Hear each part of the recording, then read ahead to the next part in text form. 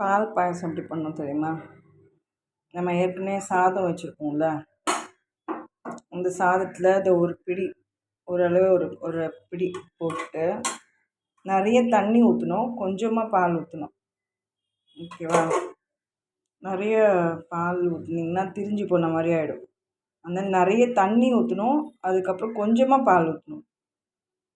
இது ஒரு திரும்பவும் நம்ம அதை நல்லா குக் பண்ணிடலாம்.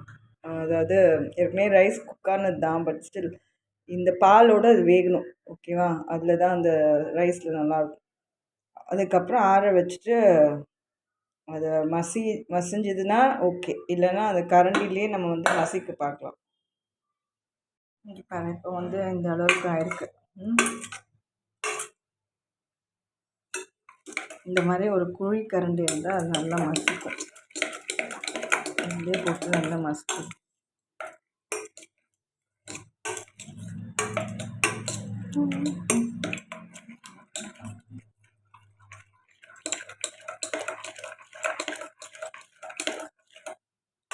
பேபி ஃபஸ்ட் ஃபுட் கூட இப்படி கொடுப்பாங்க, நல்லா மசிச்சு. அது கூட ரொம்ப நல்லதாக லைட்டாக சால்ட்டு இல்லைன்னா சுகர் இது நல்லா மசிச்சோம். இப்போ இதுலேருந்து ஒரு கரண்டி எடுத்துக்கணும்.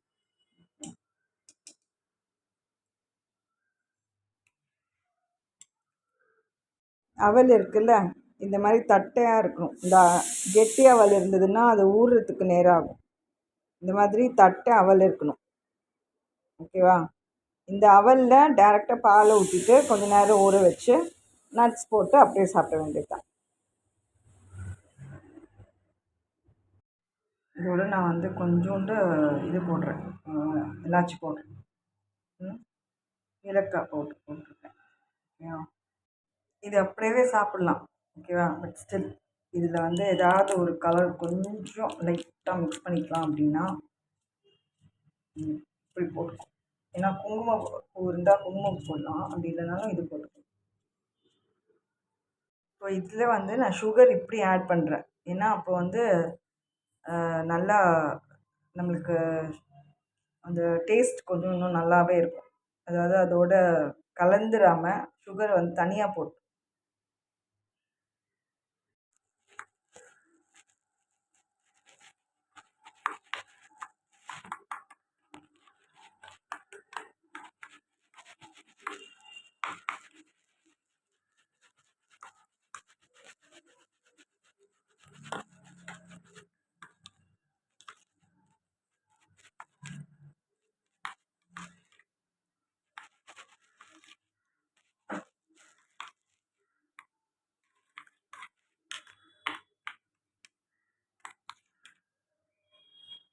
ஹேர்ஸ்லாம் யூஸ்வல் டெலிகசி.